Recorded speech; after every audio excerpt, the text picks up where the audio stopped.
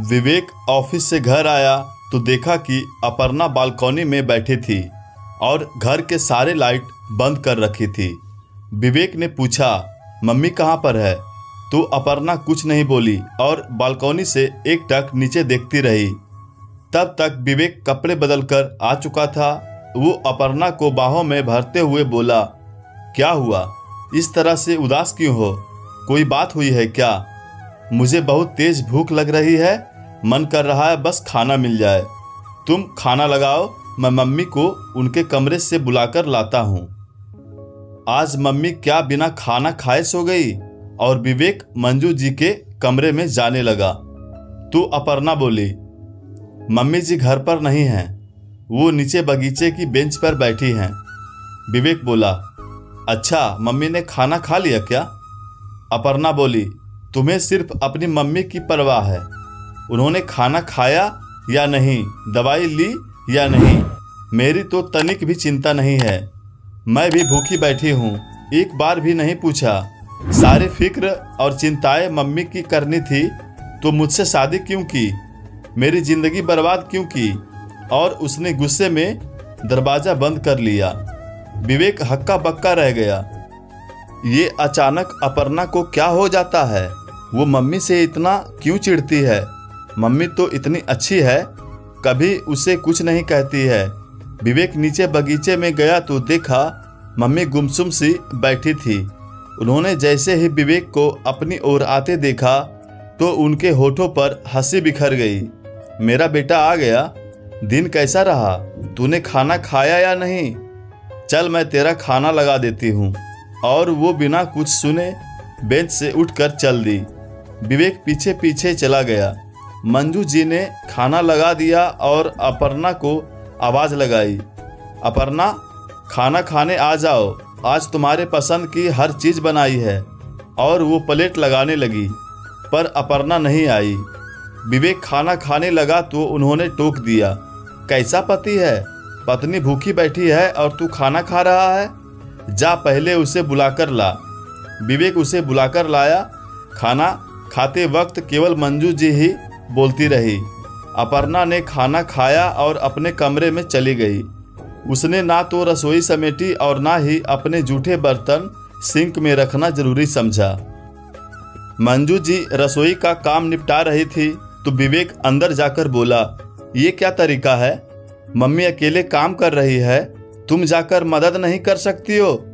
इस उम्र में आकर वो खाना भी बनाए और बाद का भी सारा काम करे, फिर तुम घर में किस लिए हो? ये सुनकर अपर्णा भड़क गई। अच्छा तो क्या मैं घर के काम के लिए आई हूँ? मुझसे ये काम नहीं होते हैं। कितनी बार कहा है कि एक खाना बनाने वाली रख लेते हैं, 5,000 रुपये महीने ही तो लेगी। ये रोज़ रोज़ की किटकिट खत्म हो जाएगी। खाना भी बनाओ और फिर सब्जियां भी साफ करो। ये सब काम तुम्हारी मम्मी करती होगी, मुझे ये सब करना पसंद नहीं है। अपर्णा घर में हम केवल 3 लोग हैं। पहले से ही झाड़ू पोछा और बर्तन वाली आती है। कपड़े धोने के लिए ऑटोमेटिक वॉशिंग मशीन है। फिर 3 लोगों का कितना सा खाना बनता है? उसके लिए खाना बनाने वाली रखने की क्या ज़रूरत है? और 5,000 रुपये कम नहीं होते हैं। मम्मी जब खाना बना लेती है तो तुम भी बना सकती हो। मम्मी इस उम्र में इतना कर लेती है तो क्या तुम नहीं कर सकती हो? हाँ, तुम्हारी मम्मी तो महान है, सब कुछ कर लेती है। तुम तो उनके गुणगान करोगे ही, पर कान खोलकर सुन लो, मेरी नज़र में खाना बनाना बहुत महान काम नहीं है। मुझे और भी काम होते हैं। अपर्णा ने कहा, टीवी पर वेब सीरीज और मोबाइल देखने के अलावा तुम और कुछ भी काम करती हो क्या? तुम में इतना भी नहीं होता कि अपनी सास और पति को खाना बनाकर खिला दो? वो भी मदद ही करनी है, बाकी काम तो मम्मी ही संभाल लेती है। विवेक ने कहा। यह सुनकर अपर्णा गुस्सा हो गई। हाँ, मुझसे कुछ भी नहीं होता है और ना ही मैं करना चाहती हूँ। मुझे मेरी आज़ादी प्यारी है। मैं दिन भर तुम्हारी मम्मी की रोक टोक नहीं सुन सकती हूँ। मुझे इनके साथ नहीं रहना है। इनका कहीं और रहने का इंतज़ाम कर दो ताकि मैं अपनी मनमर्जी से जी सकूं। सास के साथ रहना कितना मुश्किल होता है मैंने अपनी सहेलियों से सुना था, पर अब पता चला है कि ये सास लोग बहुओं पर कितनी रोक टोक लगाती हैं। ये करो, वो मत करो, ऐसे करो, वैसे मत करो। मैं अपने हिसाब से जी भी नहीं सकती क्या? मुझे तो अलग रहना है और अपना घर चाहिए। मम्मी जी को इस घर से जाना होगा। मैं इनके साथ रहकर अपनी ज़िंदगी में दुख और नहीं बढ़ाना चाहती हूँ। तुम्हें मेरे साथ रहना है तो अपनी मम्मी से अलग रहना होगा। हम दोनों सास बहू एक छत के नीचे नहीं रह सकते हैं। अपर्णा ने अपना फैसला सुना दिया। विवेक के लिए अजीब स्थिति हो गई। वो पत्नी का साथ देकर मम्मी को कैसे बुढ़ापे में अकेला छोड़ दे, और मम्मी का साथ देता है तो पत्नी से दूर रहना होगा। सारी रात विवेक ने जाग कर काटी और निर्णय नहीं ले पा रहा था। उसके सामने बस माँ मंजू जी का चेहरा आ रहा था, जिन्होंने बरसों की तपस्या करके उसको पाला था। अपनी मम्मी का इकलौता विवेक उन्हें बहुत प्यारा था। जब विवेक 10 साल का था तब एक सड़क दुर्घटना में उसने अपने पापा को खो दिया था। मंजू जी ने हिम्मत से उसे संभाला। ससुराल वालों ने बेटा जाते ही उनसे मुंह फेर लिया था और मायके वालों ने विधवा बेटी को सहारा नहीं दिया। वो पढ़ी लिखी थी तो उन्हें एक बैंक में नौकरी मिल गई।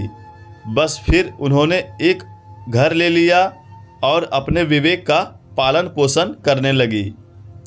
विवेक की पढ़ाई और खान पान में कोई कमी नहीं रखी। सुबह उठते ही वो विवेक का चेहरा देखकर अपने दिन की शुरुआत करती थी। खुद पति की मौत के दुख में अकेले दुखी रहती थी, पर उन्होंने अपने बेटे को अपने आंसू कभी नहीं दिखाए। विवेक छोटा था तो कुछ नहीं समझता था, पर जब बड़ा हुआ तो दोस्तों और रिश्तेदारों के बच्चों को उनके पापा के साथ देखता था तो अपने पापा की बहुत कमी महसूस करता था। मंजू जी तब अपने बेटे का अकेलापन समझती थी और उसे दूर करने का प्रयास करती थी। सब काम निपटाकर वो बैंक जाती थी। बाकी कामों के लिए मेड आती थी, पर अपने और विवेक के लिए वो खाना खुद बनाती थी। कहती थी, मेड के हाथों से बनाए खाने में मेरे बेटे को माँ का प्यार कहाँ मिलेगा। कुछ समय बाद विवेक ने मंजू जी को स्वेच्छा से रिटायरमेंट लेने को कहा ताकि वो घर पर आराम कर सके और व्यर्थ की भाग दौड़ ना करे। अब विवेक भी कमाने लगा था और उसके रिश्ते की भी बात चलने लगी। अच्छा घर वर देखा तो अपर्णा के घर वालों ने रिश्ता तय कर दिया। अपर्णा की शादी को 6 महीने भी नहीं हुए थे कि वे मंजू जी से झगड़ने लगी थी। उसे अपनी सास की कही कोई भी बात अच्छी नहीं लगती थी। वो उनसे चिढ़ने लगी थी। यही बात विवेक को परेशान करने लगी थी। शादी के कुछ समय तो वो देर तक सोकर उठती थी तो मंजू जी कुछ नहीं कहती थी। कई बार विवेक ऑफिस चला जाता तो वो उसके जाने के बाद उठती थी। एक दिन उन्होंने बोल ही दिया, बहू चाहे रसोई में काम करने को जल्दी मत उठा कर, पर अपने पति के ऑफिस जाने से पहले उठ जाया कर, उसे भी अच्छा लगेगा। ये सुनते ही अपर्णा गुस्सा हो गई। मेरी सहेलियां सच कहती थी कि सास कभी बहू को सोने नहीं देती है, और वही सब हो रहा है। मंजू जी की हर सही और उचित बात का वो गलत मतलब निकालने लगी थी। विवेक ने 2-3 दिन सोचा और एक दिन उसने अपना और अपर्णा का सामान पैक कर लिया और उसे उठाया। अपर्णा, सामान बांध लिया है, तैयार हो जाओ, हम बाहर जा रहे हैं। ये सुनते ही वो बहुत खुश हो गई और तैयार हो गई। वो सोच रही थी, अच्छा है, कुछ दिनों के लिए सास से मुक्ति मिलेगी। विवेक, जल्दी से कार निकालो, बाहर खड़े खड़े गर्मी लग रही है। तभी उधर से ऑटो आता है और वो उसे बैठने को कहता है। विवेक, हम ऑटो से कहाँ जा रहे हैं? तुमने कार क्यों नहीं निकाली? उसने पूछा। अपर्णा, वो कार मेरी नहीं थी, मम्मी ने अपने रिटायरमेंट के रुपये से ली थी, तो मैं वो कार इस्तेमाल कैसे करता? विवेक ने अपनी बात भी पूरी नहीं की थी कि ऑटो एक घर के आगे रुक गया। दोनों नीचे उतरे। अपर्णा, आज से हम इसी घर में रहेंगे। तुम्हें नए सिरे से अपना घर बसाना होगा। क्या कह रहे हो? मैं इस छोटे से घर में कैसे रहूंगी? हमारे घर का बाथरूम ही यहाँ के बेडरूम से बड़ा है। अपर्णा आश्चर्य से बोली। हाँ, लेकिन वो मम्मी का घर है, उन्होंने अपनी कमाई से लिया है। तुम्हें मम्मी के साथ नहीं रहना था, इसलिए यहाँ पर लेकर आ गया। अब हम अपने छोटे से आशियाने में रहेंगे। तुम मम्मी से दूर रहना चाहती थी तो मुझे यही उपाय सूझा। तो तुम किसी अच्छी सोसाइटी में किराया ले लेते, काफ़ी महंगा है, और विवेक, यहाँ तो एसी भी नहीं है। अब अपने पैसों से सब बसाएंगे। अब मम्मी ने भी तो एक एक पैसा जोड़कर वो घर बसाया था, उसे सजाया था। हम भी कुछ सालों में उससे भी अच्छा घर ले लेंगे, विवेक ने समझाया। रात भर अपर्णा सो नहीं पाई। बड़ी मुश्किल से रात कटी तो सुबह अपर्णा की नींद नहीं खुली। तब विवेक ने जगाया, अपर्णा, कुछ खाने का इंतजाम कर दो। तो अपर्णा गुस्सा हो गई। ये सब क्या लगा रखा है? मैंने मम्मी जी को घर से निकालने को बोला था, तुम तो मुझे ही घर से निकाल कर ले आए हो। यहाँ कुछ सुविधाएं भी नहीं है। घर बसाते हुए तो सालों निकल जाएंगे। वहाँ तो मम्मी जी हर बात संभाल लेती थी, खाना भी वो बना देती थी। मुझे तो कुछ भी नहीं करना पड़ता था। मुझे वापस घर जाना है। अपर्णा की बात सुनकर विवेक बोला, लेकिन तुम तो एक छत के नीचे मम्मी के साथ रहना नहीं चाहती हो। तुमने कितनी आसानी से कह दिया कि अपनी मम्मी को कहीं भेज दो। जिस मम्मी ने पूरी उम्र घर बसाने में लगा दी, उन्हें ही उनके घर से कैसे निकाल देता? तुम्हारे भी भाभी हैं, वो तुम्हारी मम्मी को घर से निकाल देगी तो उन्हें कैसा लगेगा? हमारे माता पिता हमारे सपनों को पूरा करते हैं, हमारे लिए एक एक करके सारी सुविधाएं जुटाते हैं, हमारे खाने पीने रहने पढ़ाई तक का ध्यान रखते हैं, और हम हैं कि उनसे ही अलग होना चाहते हैं। जब हम बच्चे होते हैं, नासमझ होते हैं, तो वो हमारा पूरा ध्यान रखते हैं, और जब वो अकेले और बीमार होते हैं तो हम उन्हें छोड़कर अपना अलग आशियाना सजा लेते हैं। अपर्णा, मम्मी ने कभी तुम्हें ताना मारा, काम ना करने का उलाहना दिया, कभी तंग किया, तुम्हारे खाने पीने पर पाबंदी भी नहीं लगाई, कभी तुम्हारे रहन सहन पर टोका टोकी की हो तो बताओ। नहीं विवेक, उन्होंने कभी ऐसा कुछ नहीं किया। उन्होंने तो मुझे हमेशा अपने हाथों में रखा है। उनके प्यार और दुलार को मैं समझ नहीं पाई, उन्हें गलत समझती रही। कुछ सहेलियों ने बताया था कि सास कभी भी माँ नहीं बन सकती है, तो मैंने सोचा उनसे अलग हो जाती हूँ। काश मैं सास को माँ समझती तो आज मुझे ये दिन नहीं देखना पड़ता। वाह अपर्णा, तुमने कितनी आसानी से सोच लिया कि अलग हो जाती हूँ।